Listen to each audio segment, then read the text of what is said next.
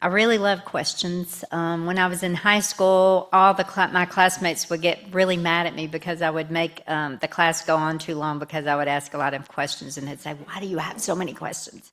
And actually, that's what I loved about Unitarianism when I first found it, because it was about asking questions, not knowing the answer. So today, the question is about home. Home seems like a very simple concept. It's a very small word. Last September, I attended a quest led by Carl Middleton on the subject of home. Many of you were at that quest as well, I'm sure.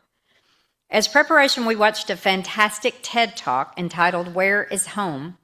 by Pico Iyer. He began the talk with what sounds like a remarkably simple question: where do you come from? Then he observed that simple questions often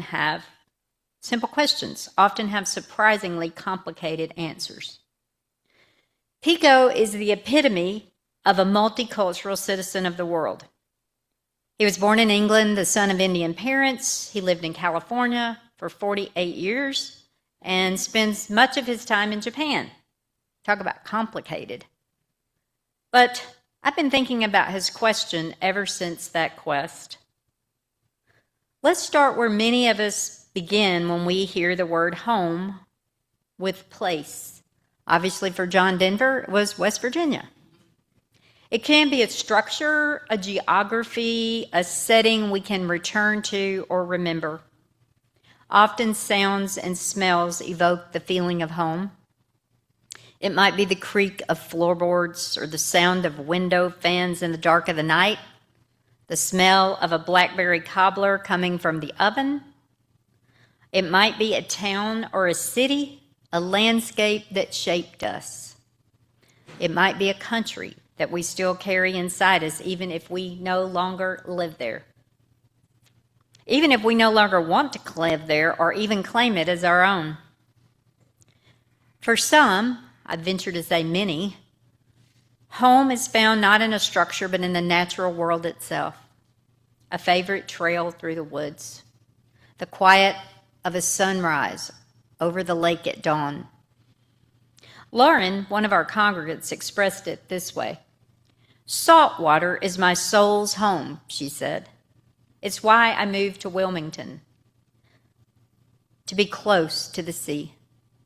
I suspect many of us understand exactly what she means. There are places in nature where something in us settles. We feel held by something much larger than ourselves. We don't belong to those places, and they don't belong to us. Yet somehow, they can still feel like home. Homes, be they a house or a place in nature, change. We leave them behind. They're sold or inherited or reshaped by time and circumstance. And even when we go back to them, they're not always what we remember. My story has involved a great deal of moving. Yours may not. But whether you've lived in one home or 23, many of us spend part of our lives discovering what home really means.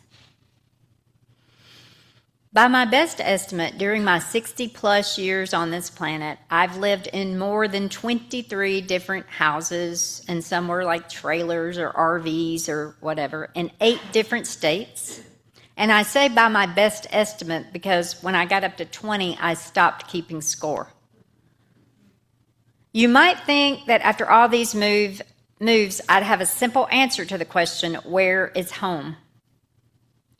Instead, over time, I've become even less certain.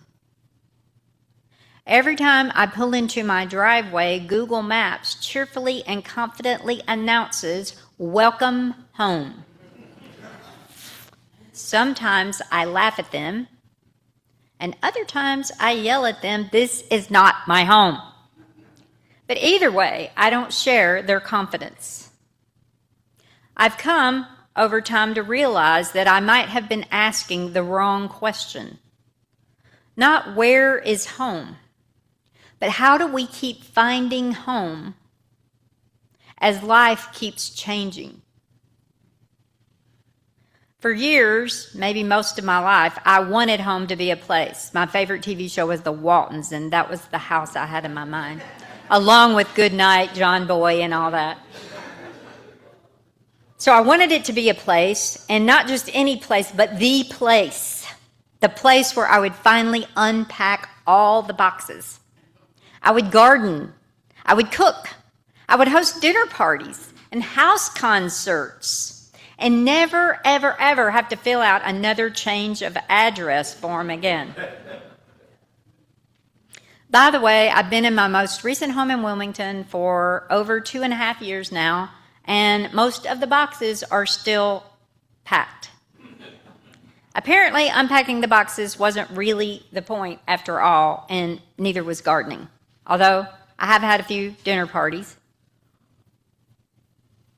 I'm still not sure if the place I live now is the place, and actually I'm pretty sure it's probably not, because I had thought that before. In 2017, I retired for the first time, and I moved with my husband into our dream home on a lake. It was a place we promised ourselves and each other that we would spend the rest of our lives. A dream we had planned for a very, very long time. I remember thinking excitedly, finally, this is it, my forever home. And many friends and family came to visit, and there were musicians who came to visit, and it was all wonderful. But then life chuckled and turned the page. A few years later, I found myself on New Year's Eve driving through a Chicago snowstorm to Racine, Wisconsin, a place where I'd never been and where I knew no one. With my little dog in tow and most of my possessions in storage, the house sold, I was on my way to move into a condo I had rented sight unseen to unretire and start a new job. It wasn't exactly the retirement plan. Thankfully, because COVID came soon after that and I ended up being in that condo alone for a long time, the condo had wonderful Japanese soaking tub, like it was about that tall, where you sit and the water comes up to your neck. And there were walls of windows overlooking Lake Michigan, and it truly became a sanctuary, a retreat, a place to grapple with the absence of so many markers of home and the loss of so many people in my life, and to heal. Pico Iyer says that home is a work in progress. I think he's right. At least I know that's true for me. I've started to believe that places and houses are also more chapters rather than destinations. And one of my favorite children's songs, it's about a song, but this is the book that never ends. There's always more and more chapters until, I guess, eventually it will end. But let's not dwell on that. Anyway, we live in them and they live in us. And then somehow life flips another page and there we go again. Still learning, still searching. But I wonder if home was never meant to be something we finally possess, but only a place we discover. Then I thought, home really is the people that I love. And I began to realize that home had as much to do with people as it did with places. If places change, perhaps what we're really searching for are the people who make us feel that we belong there. When I asked members of our congregation what home meant to them, many answered with the names of people. Some spoke of partners, some of children and grandchildren, some of parents. Alex wrote a lot about his 4 animals. Again and again, the answers came back to relationships. As an only child, friendship has always been a cornerstone of life for me. And as I've grown older, I've come to value friendship more and more. I feel like my friends are my family. Children grow up and build lives of their own, and if you're lucky, they have a little bit of time for you. We lose our parents. Relationships change. Friendships end, especially in these divisive times. And yet, new people continue to enter our lives, reminding us that our hearts have room for many kinds of home. I also wonder if home is, at least in part, the experience of being remembered, of being noticed, of hearing someone say your name with genuine happiness that you've walked through the door. I found a little tavern that I love here in Wilmington. It's called South Front Street Tavern. The food is wonderful. The specials are great. And if you know me, you know I love a special. And also, they're in the coupon book that we all bought as a fundraiser. But the reason I keep going back is that the owner and the staff know my name. They know me. They ask how I've been. And if I haven't been in a while, they notice and ask a friend. And yes, they know my friends because I bring all of them there. They ask my friend if I am well. And once they even noticed that I'd had my hair cut. It's such a small thing, and yet it feels huge.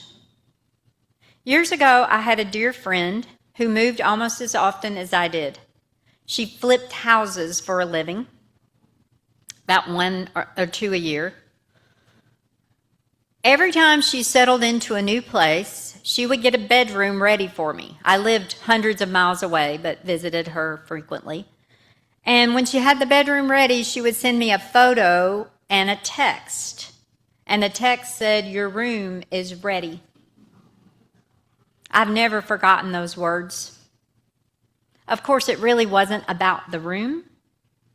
It was about knowing that before I ever arrived, someone had already imagined me there. Perhaps that's one of the deepest ways we create home. Not through grand gestures, but by remembering, by noticing, by making room, by saying in ways both large and small, "I'm glad you're here." And by the way, I'm glad you're all here today. Home isn't just about creating or finding your home. It's also about making a home where those you love feel welcome. And I know, based on my daughter's original response to the message, I haven't always necessarily been that good at that part. With all the moving, it was hard. I began to see that home isn't only about the people we love, but about what we create together. Sometimes home looks like a community. Carla reminisced with me about her years at Girl Scout camp in Pennsylvania. For many years, she said, my home was at a summer camp where I was a camper and then a counselor. It's where I found my people. I smiled when she said that because I knew exactly what she meant. No place says home to me more than the Unitarian camp on the shores of Lake Michigan, where I've so far spent 21 summers.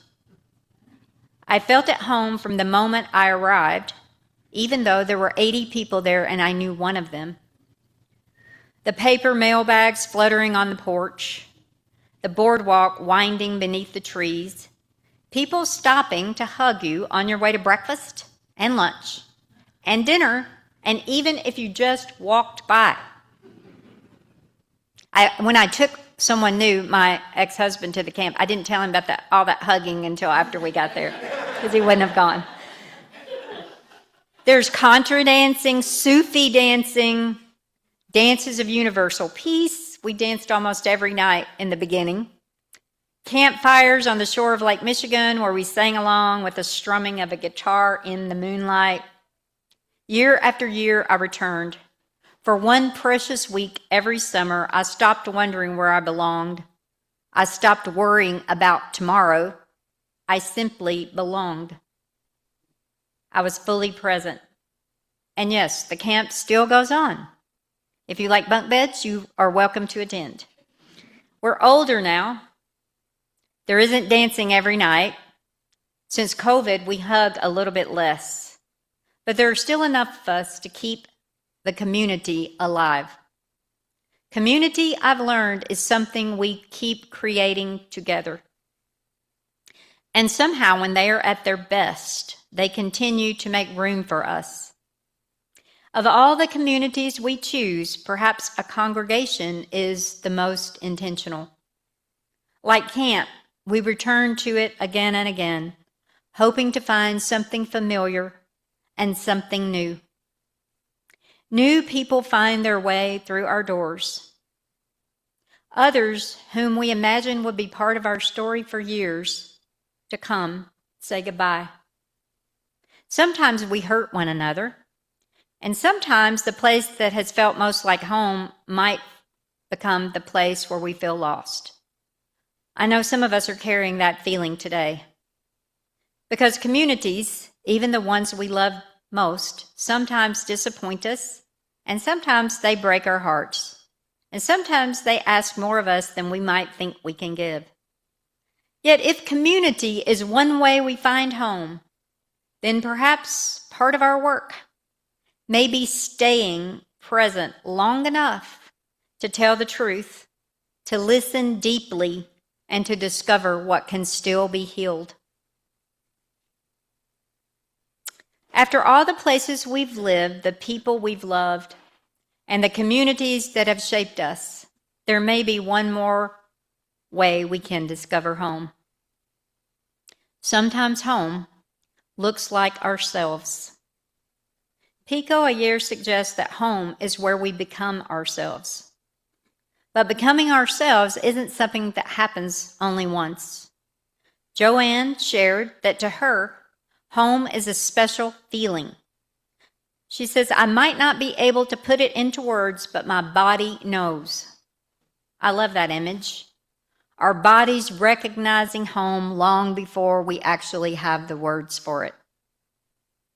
I found that one of the unexpected gifts of growing older is coming to accept that certainty, something I have always longed for, does not exist. We spend less time trying to become someone else and a little more time becoming gentler with ourselves, more forgiving, more comfortable with who we already are, more grateful for the life that is still unfolding. And perhaps one of life's best surprises is discovering that all along the search for home was leading us to the knowledge that the deepest home we will ever find is not somewhere waiting for us. It is the life that we have been slowly, lovingly, imperfectly building within ourselves all along.